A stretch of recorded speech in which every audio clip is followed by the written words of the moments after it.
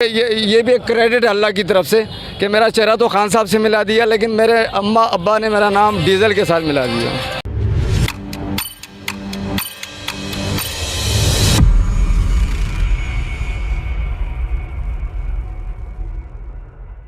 आलिफ नगरी के साथ तलाश में नाज़रीन कराम इस वक्त हम मौजूद हैं शायरा कायदीन पर, जहाँ पर पाकिस्तान तहरीक इंसाफ के चेयरमैन इमरान खान की तरफ से दी गई कॉल पर महंगाई और ना इम्पोर्टेड हुकूमत की नाअहली के ख़िलाफ़ अवाम निकल खड़ी हुई यहाँ पर मौजूद है और अवाम से जानते हैं ना इम्पोर्टेड हुकूमत की नाअहली के बारे में कि अवाम इनके बारे में क्या राय रखती है और आने वाले दिनों में इनका क्या लाएअमल है।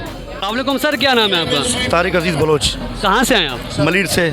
अच्छा, मलीर से आप आए हैं। ये मुझे बताएं कि इमरान खान की जानिब से कॉल दी गई एहतजाज की, फिर आप इकट्ठे हुए, इससे पहले कोई रद्द अमल क्यों नहीं सामने आया?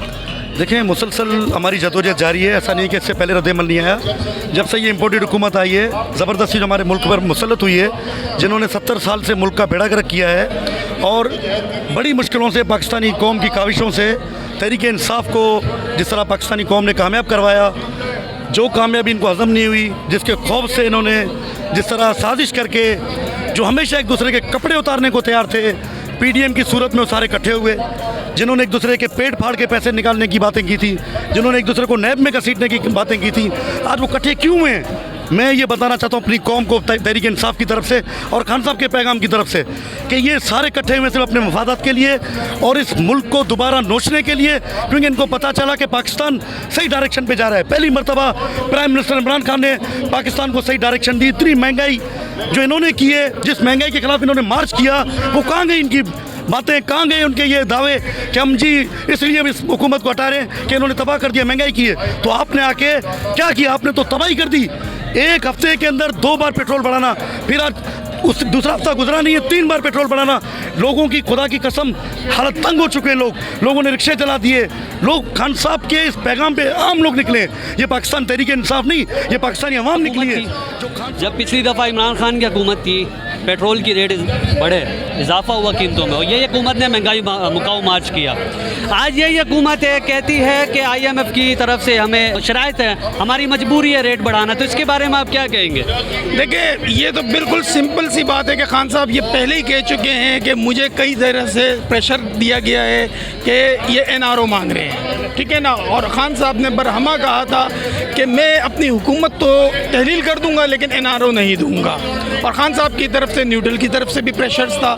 तो अब जब ये हुकूमत में आए हैं, न्यूट्रल के कंधों पर बैठकर चेरी ब्लॉसम जो है ना चमका कर, तो ये सिर्फ अभी अपने केसेस ही ख़त्म कर रहे हैं। हमारे साथ एक क्यूट बच्ची है, इनसे पूछते हैं, क्या नाम है आपका बेटा? मेरा नाम है अलीज़े। क्यों आई हैं आप यहाँ पे? इसलिए मैं यहाँ पे फ्लैग लेने आई थी। तो खान साहब को कोई पैगाम देना चाहेंगी? हाँ। क्या पैगाम है? क्या कहना चाहेंगे खान साहब को? मुझे कहना चाहिए कि इमरान खान जिंदाबाद। Good good. पाकिस्तान के बारे में लगा दें। पाकिस्तान जिंदाबाद। क्या बोलो? इमरान खान जिंदाबाद। सर वकास अहमद नाम है मेरा। अच्छा, वकास साहब कहाँ से आए आप? सर मैं गुलशन हदीस से आया हूँ, तकरीबन यहाँ से 35 से 40 किलोमीटर दूर है। तो 35 से 40 किलोमीटर दूर आप आए हैं, क्यों आए? सर मैं एक्चुअली इसलिए आया हूँ कि ये जो 14 पार्टियाँ थी, ये 2013 के इमरान खान के पीक से पहले ये एक्चुअली यही थी पार्लियामेंट में। इमरान खान तो नहीं था ना पार्लियामेंट में, तो ये उस टाइम आपस में कुत्ते बिल्लियों की तरह लड़ते थे।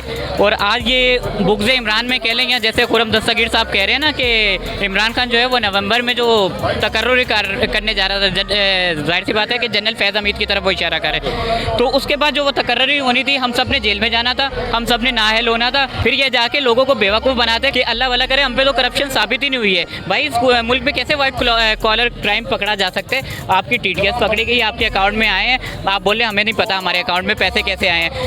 क्या दुनिया नहीं जानती है? अदालतों में साबित हुआ है ना कि मकसूद चपड़ासी और इनके दूसरे जो सारे मुलाजिम थे उनके अकाउंट्स में पैसे आते रहे। ये कहते हैं ये बिजनेस ट्रांजैक्शन है। लंदन फ्लैट की अभी तक इन्होंने रसीदें नहीं जमा करवाई। क्या दोज़ख में जब ये नवाज शरीफ को पालेंगे वहाँ पे भी ये यही कहेंगे कि ये तो नमाज नहीं पढ़ता था इसलिए ये जहन्नुम में आया है, या फिर ये कहेंगे कि इसकी चोरी पकड़ी गई? ये तब भी नहीं मानेंगे।